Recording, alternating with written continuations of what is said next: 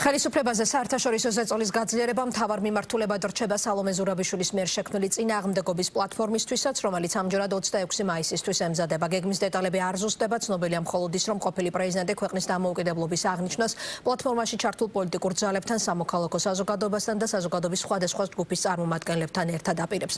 გეგმაში აქცია მსვლელობის მოწყობაც სავარაუდოდ სცენარის სიტყვით გამოსვლებსაც მოიცავს.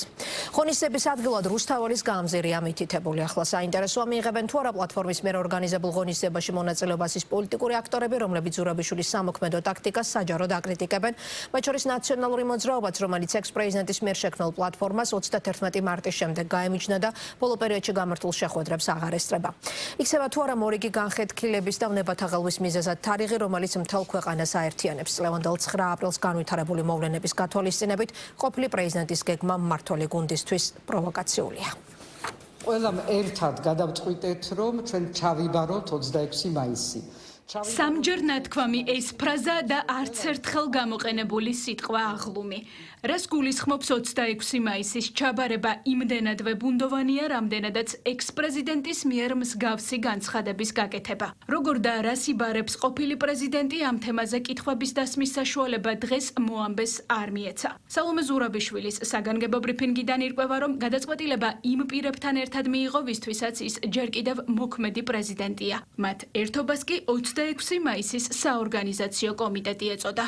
ჩავიბაროთ 26 მაისი ნიშნავს, რომ ყველა ერთად პარტიები, საზოგადოება, არასამთავრობოები, სხვადასხვა საზოგადოების სეგმენტის წარმომადგენლები, ბიზნესი იქნება თუ კულტურა, ყველა ერთად, ყველა საქართველოს მოქალაქეები ჩავიბარებთ 26 მაისს, იმიტომ 26 მაისი ჩვენია.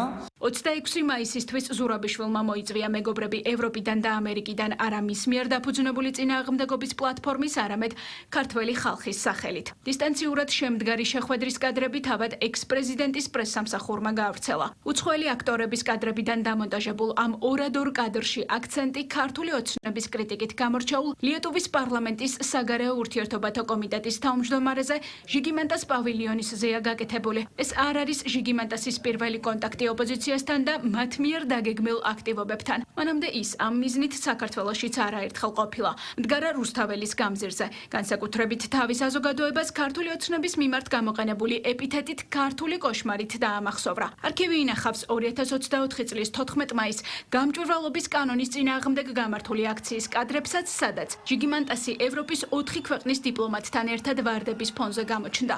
მიიღებს თუ არა ის ამჯერადაც მოწვევას ჯერჯერობით უცნობია. შეთავაზების გაკეთებისას ზურაბიშვილთან ერთად იმყოფებოდა წინააღმდეგობის პლატფორმის არასრული შემადგენლობა. შეხვედრას არ ესწრებოდა გახარია საქართველოსთვის. ნაციონალური მოძრაობა კი ზურაბიშვილს ბოლო პერიოდში გაემიჯნა. თუმცა ირკვევა, რომ ბარიერ გადალახული ოპოზიციის 4-ვე ძალა 26 მაისს რუსთაველზე სალომე ზურაბიშვილთან ერთად იდგება. ჩვენ მუშაობთ იმისათვის, რომ ეს იყოს ლამაზი და მნიშვნელოვანი დღე. ჩვენ, რა თქმა უნდა, ველით იმას, რომ რაც შევა მეტი დაინტერესებული პირი ჩამოვიდეს, თუმცა ეს არის ტექნიკური ლოჯისტიკური მხარე. ეს საორგანიზაციო კომიტეტის პრეროგატივა არის ყველაც ერთად, რომ უკვე ამ დღის შინაარსი კონკრეტული გააცნოს საზოგადოებას, ეს ძალიან მალე მოხდება, ეს იქნება მთელი დღის განმავლობაში ყველას მონაწილეობით ჩვენი დამოუკიდებლობის გადარჩენის დღე. არის შეხვედრები, რომლებსაც ვესწრებით, არის რომლებსაც არ ვესწრებით. ჩვენ ვიქნებით, რა თქმა უნდა, წარმოდგენილი ამ სახალხო ერთობაში და ჩვენ ვიქნებით ამ პროცესებში წარმოდგენილები ასევე კოორდინაციის ფარგლებში. არწმუნებული ვარ, რომ ხალხი და მათ შორის ჩვენს, როგორც საქართველოს რიგითი მოქალაქეები, რომელიც მხარ და მხარ ვიბრძვით ხალხთან ერთად ჩვენი ქვეყნის დამოუკიდებლობის შესანარჩუნებლად, ჩვენ რა თქმა უნდა ვიქნებით რუსთაველის გამზირზე. ვისია 26 მაისი. ეს 107 წლის წინ გაფორმებულ დამოუკიდებლობის დოკუმენტშიც კარგად იკითხება. აქტი, რომელიც თავის მხრივ ერთიანობაზე მიუთითებს. მაშინ კი, როდესაც საზოგადოების ერთი ნაწილი ქვეყანაში რეალური აღლუმის ჩანაცვლების მიზნით პარალელურ ღონისძიებას გეგმავს. არის თუ არა ეს თავდაცვის ძალების უპატივცემულობა და ემსახურება თუ არა ხალხის ორად გახლეჩას. ოპოზიციას მიაჩნია, რომ ქართულმა ოცნებამ ქართველ ხალხს უღალატა და მათ გვერდით ყოფნის მორალური უფლება არ გააჩნია. ანალოგიური ბრალდება აქვს ოპონენტების მიმართ ხელისუფლებას. თავად ზურაბიშვილის ინიციატივას კი ჩაიბაროს 26 მაისი სარკაზმით აფასებენ. ვიღაცამ უთხრას, რომ ის არ არის პრეზიდენტი. აღლუმს იბარებს თუ რა, უნდა გამოვიდეს. ხაბი არ გამოვა, ხაბი გაბრაზებულია მასზე. არ დაეწყობია.